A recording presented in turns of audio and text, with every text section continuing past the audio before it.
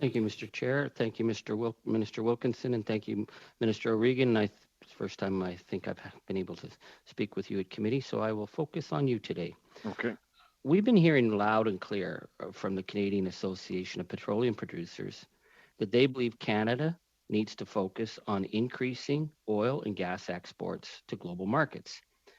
The other day at committee, my Liberal colleague, Mr. Sorbera, totally supported the cap position when he told him, quote, the world needs more of Canada's energy.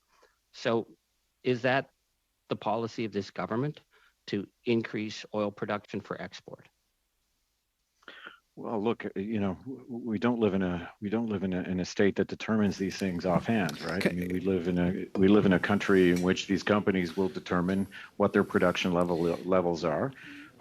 Where I think that we've taken, I think, very constructive measures is in putting out an emissions reduction plan with teeth that gets down to the numbers, and I think that will certainly incent the lowering of emissions in the production of oil. But the production of oil most certainly will continue, and I think the world is going to be looking for safer and lower emitting and more secure sources of oil. So the CER, the Canadian Energy Regulator, expects a 1.2 million barrel a day increase.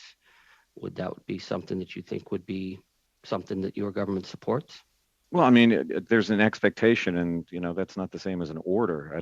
Let's not imply anything different. No. I didn't say that. Now, I didn't say that. But I mean, you were the guy who made sure TMX went ahead. That's going to give us about another 800,000 barrels a day. So, my question is this your policy that you are going to look to help CAP and the oil sector meet the international markets for more oil production, increased oil production in Canada? I think that our policies are clear now that we have an emissions reduction plan as of this spring. But you don't have a cap. We haven't heard anything about a cap. We have an emissions reduction plan that certainly sets those for different industries. I don't know, because I let's just help me, because every time I talk to the Liberal government, you guys are like, oh, we're going to lower emissions of production. You do agree that if you burn oil anywhere in the world, you're adding carbon, right? Can we agree on that? Mr. Angus, I'm not here for juvenile debates on these. No, I think that we both know that it is much more. It is the heart of the matter. Do you believe that if you sell 1.2 million barrels overseas and it is burned, that those emissions don't count to the planet? Well, I think that they count whether or not you burn them, outside of the country or inside of the country. Good. Okay, there. That's good. Because what you said earlier is you said that you began by saying we aren't transitioning. We've got to keep people in the industry. The biggest problem we're facing right now is the shortage of energy workers in the oil sector. And then you mentioned that the orphan gas program was about a job, keeping people working. I guess the question I ask is, given the climate crisis, that your biggest priority was covering off the billions in damages caused by oil companies who walked away, that your focus is keeping people in the oil industry. So why are we talking about just transition? Why not just say, hey, we got to find more workers in the oil sector. We've got overseas markets. That's our focus. Why are we even talking about just transition? I wish I existed in your world where magic wands make things happen. I don't have a magic wand, sir. You act like you do. I don't have a magic wand. What I want to know is, are you spinning us here? Are you serious? No, I would tell you who does this work. It is the workers of this country. And if they are not in this industry, they are not going to be able to do the work. So the oil sector is the work of this country. I agree, it always has been. No, but the question is that we are dealing with a climate crisis, sir.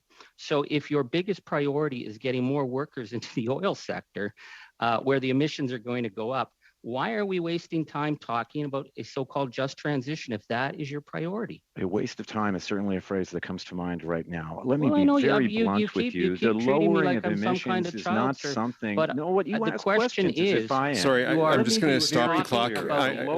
Sorry, I'm stopping the clock. When we have two people talking, interpretation can't hear. I think, Mr. Angus, you have asked a question to the minister, and so actually, no, I didn't get to ask the question. So I'll put my magic wand down and I'll just ask them.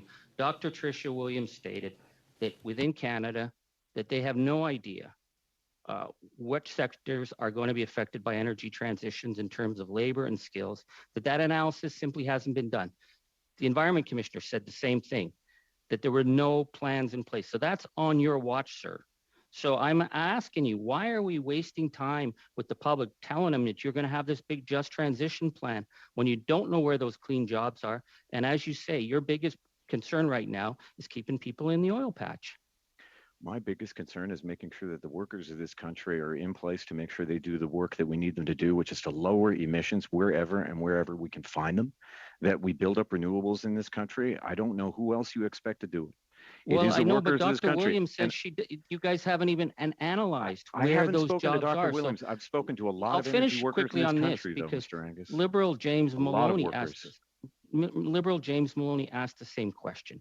He said, I want to get away from a situation where we have people hauling out reports that were too thin, and then on the other hand, people saying that all politicians aren't telling the truth. Where are these jobs that are going to replace the ones we have now? Our economy is reliant on the oil and gas sector. So I'm hearing from your own Liberals, they have no clue where you're going to create these clean energy jobs. That's what the Environment Commissioner said. You didn't have a plan for just transition. So why don't we just say just transition is a great green screen, but our focus is now and has been the work in the oil patch. And that's what you helped with TMX. Just say it, and then we can move on. Hogwash. We just did an announcement today on regional tables that I think will make sure that we bring workers together with industry, that we sit down and that we start to hammer out the solutions that are specific to different areas of this country. I don't think we have ever been more focused on lowering emissions, but it is hard work. It is complicated work, and it is certainly work that we were going to need to do together. And that requires making sure that you have workers on board. I can tell you right now that there are a lot of workers who hear talk about this and the implication that there's some sort of grand master plan that should have been written up by now, that in which they've been left out of. And one thing that we've been very clear with them is that we are not proceeding with anything without them. Well, that's so good for those to hear. Sorry, we're at the end of we're actually over time here, so I'm going to